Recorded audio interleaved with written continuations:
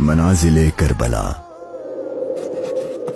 60 हिजरी 27 रजब अपने नाना हजरत मोहम्मद मुस्तफ़ा सल्लल्लाहु अलैहि वसल्लम के रोज़े मुबारक पर आखिरी हाजिरी देने के बाद इमाम हुसैन शहर मदीना छोड़कर मक्का की जानिब चल पड़े और 4 शाबान को मक्का पहुंचे और 8 जुल्हिज्जतुल हराम को मक्का से करबला की तरफ चल पड़े।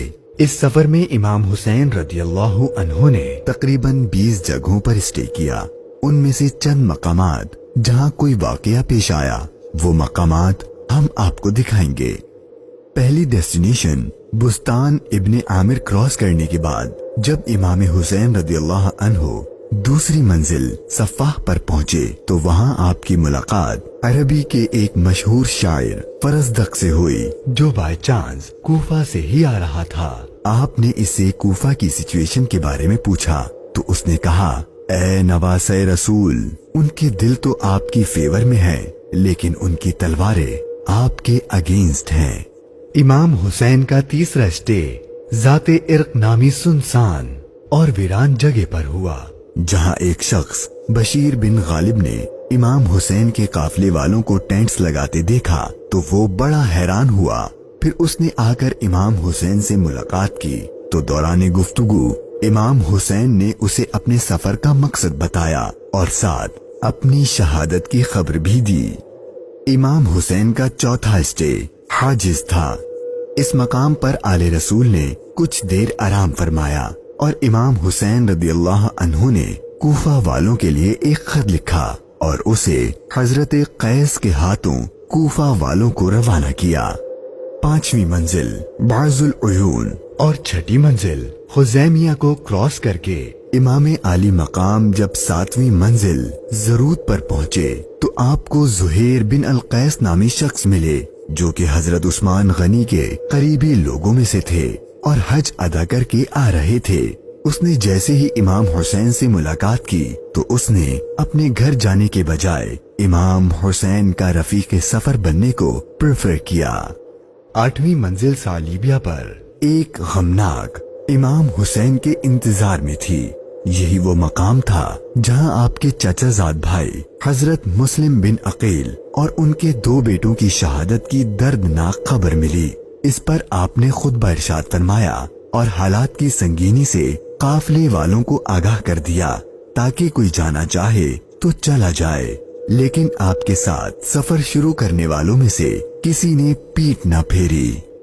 मुश्किलात में इजाफा और जर्नी डिफिकल्ट होती जा रही थी क्योंकि इब्ने जियाद गवर्नर कूफा को इमाम हुसैन के आने की खबर मिल गई थी और उसने अपने बहादुर और माहिर कमांडर हुर को 1000 का लश्कर देकर इमाम हुसैन को गिरफ्तार करने भेज दिया। इमाम हुसैन जुहाला, बतने उकबा और शराफ से गुजरने के बाद जब 12वीं मंजिल सुरात पहुंचे तो आपका सामना हुर और उसके 1000 के लश्कर से हुआ। इस रेगिस्तानी इलाके में हुर और उसके लश्कर वालों का प्यास से बुरा हाल हो चुका था और उनके पास पानी भी नहीं था तो इमाम हुसैन ने उनको अपने हाथ से पानी पिलाया।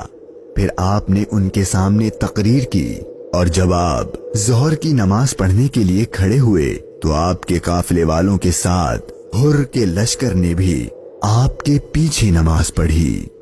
13वीं मंजिल कादसिया, ये है टर्निंग पॉइंट। इमाम हुसैन रदियल्लाहु अन्हु को जाना तो कूफा था लेकिन आपने रास्ता तब्दील कर दिया और आप करबला की तरफ चलना शुरू हो गए। इमाम हुसैन अपनी मंजिल शहादत की तरफ सफर करते हुए मुगीसा, उज़ीबुल हिजानात, बैदा और जू हुसम के बाद जब 18वीं मंजिल कसरे बनी मुकातिल पर पहुंचे तो शाम हो चुकी थी। आपने रात यहीं गुजारी और सुबह जब इमाम हुसैन यहाँ से रवाना हुए तो आपकी जबान पर इन्ना लिल्लाही व इन्ना इलैहि राजिऊन के कलिमात जारी थे। आपके बेटे अली अकबर ने आपसे ये कलिमात पढ़ने की वजह पूछी तो आपने फरमाया कि बेटा, मैंने अभी ख्वाब देखा है और उसमें हमें शहादत की खबर दी गई है। तो आपके शहजादे ने पूछा कि ऐ बाबा जान, کیا ہم حق پر نہیں ہیں؟ تو امام حسین نے فرمایا کیوں نہیں؟ تو آپ کے شہزادے نے بہادری سے جواب دیا کہ پھر موت سے کوئی ڈر نہیں۔ امام حسین کا سفر شہادت، سفر بقائے اسلام اپنے اینڈ کو پہنچنے لگا تھا۔ بس 2 اسٹاپ باقی تھے اور وہ ساری باتیں حقیقت ہونے والی تھیں جو بچپن سے آپ کی شہادت کے بارے میں مشہور تھیں۔ امام حسین جب اپنی سیکنڈ لاسٹ منزل نینوا پر پہنچے تو آپ کی آنکھوں کے سامنے بھی وہ سارا منظر گھومنے لگا جو آپ اپنے والد سے سنا کرتے تھے۔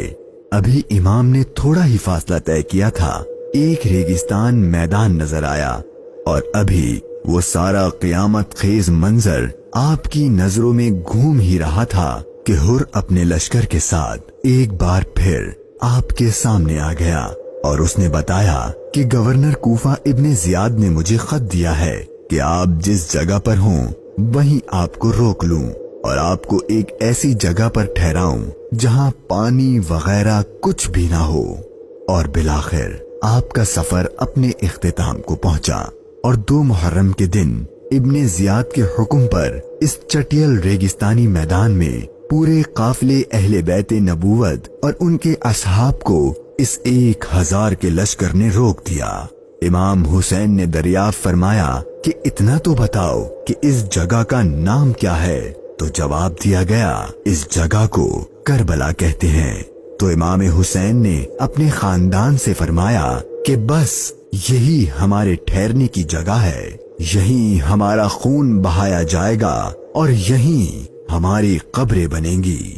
یہاں یزیدی فوج کی گستاخیاں دیکھ کر امام حسین کو سب سے پہلے روکنے والے حضرت حر رضی اللہ عنہ امام حسین کی بارگاہ میں معافی مانگ کر حاضر ہوئے اور اپنی جان آپ پر قربان کر دی۔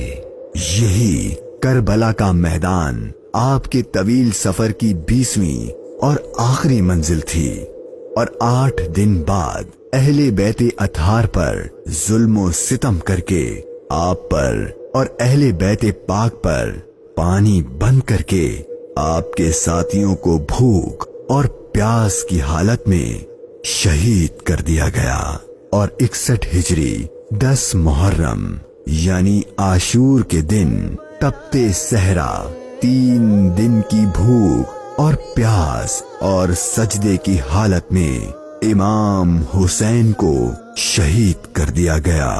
انا للہ و انا الیہ راجعون۔